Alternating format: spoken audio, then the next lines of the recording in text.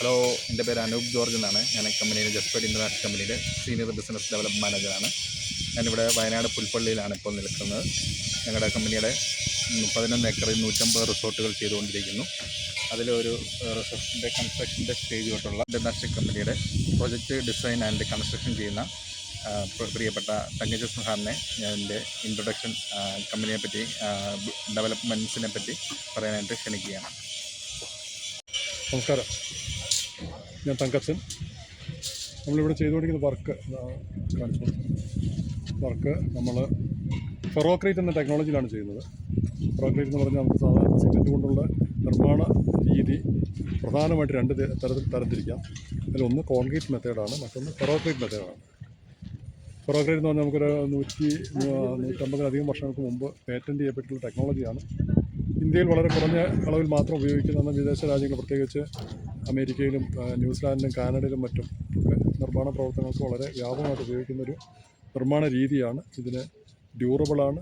അതുപോലെ മെറ്റീരിയൽസിൻ്റെ കൺസപ്ഷൻ വരുമ്പോൾ ആവറേജ് മറ്റ് ക്വാളിറ്റിനേക്കാൾ കുറവാണ്. ലീക്ക് പ്രൂഫാണ്. അതുപോലെ ഫയർ പ്രതിരോധിക്കാനുള്ള ശേഷി, ഹീറ്റ് റെസിസ്റ്റൻസ് കപ്പാസിറ്റി കൂടുതലാണ്. അങ്ങനെ നിരവധി ക്വാളിറ്റിയുള്ള, അതുപോലെ തന്നെ സിമെൻറ്റിൻ്റെ ഒരു ലൈഫ് പീരീഡ് കേടുകൂടാതെ നിൽക്കുന്ന ഒരു നിർമ്മാണ രീതിയാണ്. ഭൂകമ്പത്തിൽ പോലും പ്രതിരോധിക്കാൻ ശേഷിയുള്ള നിർമ്മാണ രീതിയാണിത്.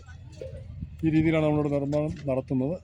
നിർമ്മിക്കുന്ന രീതി, ആദ്യം ഈ കാണുന്ന പോലെ കോട്ടേജ് നിർമ്മിക്കുന്നു. കോട്ടേജ് നിർമ്മിച്ച് അത് പ്ലാസ്റ്ററിങ് എല്ലാം പൂർത്തിയാക്കിയതിന് ശേഷം അതിന് പുറത്ത് മഡ് പാക്ക് ചെയ്ത് നമ്മൾ നാച്ചുറൽ ഗ്രാസ് പ്ലാന്റ് ചെയ്യുകയാണ് ചെയ്യുന്നത് പുറത്ത്.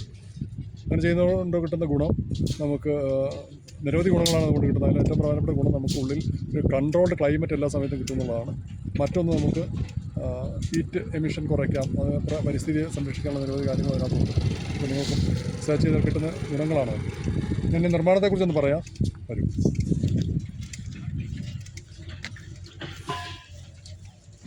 ഈ കാണുന്നത് നമ്മൾ ഷേപ്പ് ചെയ്തിരിക്കുന്ന 8mm സ്റ്റീൽ ബാറും അതിനകത്ത് വെൽഡർ മെഷീൻ, ചിക്കൻ മെഷീൻ എല്ലാം ഉപയോഗിച്ച് ഒരു കോട്ടേജിൻ്റെ ടോട്ടൽ ഷേപ്പാണ്. ഒരു സിംഗിൾ മോൾഡ് പോലെ തന്നെ ചെയ്തതിന് ശേഷം ആണ് നമ്മൾ സിമെൻറ്റ് അപ്ലൈ ചെയ്യുന്നത്. ലെയർ ബൈ ലെയറായിട്ട് സിമെൻറ്റ് അപ്ലൈ ചെയ്ത് ആണ് അതിനെ സ്ട്രെങ്തൻ ചെയ്യുന്നത്. അതിൻ്റെ പ്രാരംഭ പ്രവർത്തനങ്ങളാണ്. ഒരു കോട്ടേജിൻ്റെ മോൾഡിംഗ് ആണ് ഈ നടന്നുകൊണ്ടിരിക്കുന്നത്. ഇത് ഭൂകമ്പത്തെ പ്രതിരോധിക്കുമെന്ന് പറയുന്നതിന് കാരണം, ഇതിനകത്ത് നമുക്ക് തകർന്നു വീഴാനൊന്നുമില്ല എന്നുള്ളതാണ്. ഒരു സിംഗിൾ മോൾഡായിട്ടാണ് ഇത് നിർമ്മിക്കുന്നത്. അതുകൊണ്ട് തന്നെ ഇതിനകത്ത് തകർന്നു വീഴാനൊന്നും ഇല്ല. ഒരു ജർക്കിങ്ങോ ഭൂകമ്പോ മറ്റോ വന്നാൽ പോലും ഒന്നും തകർന്നു വീഴാനില്ല. അതിന് ക്വാളിറ്റീസ് പറയാൻ നിരവധിയുണ്ട്. ഞാൻ ജസ്റ്റ് അത് ചേർന്ന് പറഞ്ഞതേ ഉള്ളൂ. നമുക്കൊന്ന് ഇപ്പോൾ നമ്മൾ നിൽക്കുന്നത് ഇതിൻ്റെ പ്ലാസ്റ്ററിങ് നടന്നുകൊണ്ടിരിക്കുന്ന ഒരു കോട്ടേജിന് മുമ്പിലാണ്. ഇത് കുറച്ചുകൂടെ വലിയ ഒരു 8 ബെഡ്റൂം വരുന്ന തരത്തിലൊരു കോമൺ പൂളും 8 ബെഡ്റൂമും അടക്കം വരുന്ന ഒരു വലിയ വർക്കാണിത്. അതിൻ്റെ പ്രൈമറി കോട്ടിങ്, പ്ലാസ്റ്ററിങ്ങിൻ്റെ പ്രൈമറി കോട്ടിങ്ങാണ് ഇപ്പോൾ നമുക്ക് ചെയ്തത് കാണുന്നത്. ഉള്ളിലേക്ക് കൂടെ പോകാം. പറ്റുന്നുണ്ട്. സറൗണ്ടിങ്ങാണ്.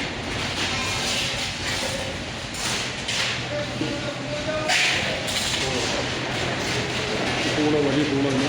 മധ്യഭാഗം വലിയ പൂള് വരുന്ന 2 നിലയിലാണ് ബിൽഡിംഗ് വരുന്നത്. 2 നിലയിൽ 8 ബെഡ്റൂം. ഓരോ ബെഡ്റൂമിനും ഓരോ കിഡ്സ് ബെഡ്റൂം കൂടി വരുന്ന രീതിയിലാണ് ബിൽഡിങ്ങിനോട് കാണിച്ചത്. ഇങ്ങനെ കാണിച്ചത്. ഇതിൻ്റെ പുറത്ത് 2 സൈഡിലും ഓരോ ലെയർ വീതം വീണ്ടും അപ്ലൈ ചെയ്ത് അതിനകത്ത് ഗ്രൗട്ടിങ് ചെയ്ത് വീണ്ടും ലെയർ അപ്ലൈ ചെയ്ത് ലെയർ ബൈ ലെയറായിട്ടാണ് ഇത് പ്ലാസ്റ്ററിങ് പൂർത്തിയാക്കുന്നത്. ഇത് ബെഡ്റൂം, അതിൻ്റെ പുറത്ത് നിന്ന് എൻട്രൻസ് ഉണ്ട്. അതുപോലെ ഇത് ടോയ്ലറ്റ്, അതതിൻ്റെ കിഡ്സ് റൂമാണ്. ഇത് കുട്ടികൾക്കുള്ള റൂമാണ്.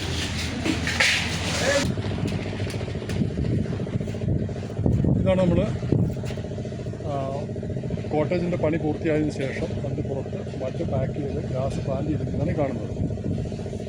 അതായത് നമുക്ക് തിക്കായിട്ട് മഡ് പാക്ക് ചെയ്തിട്ടുണ്ട്.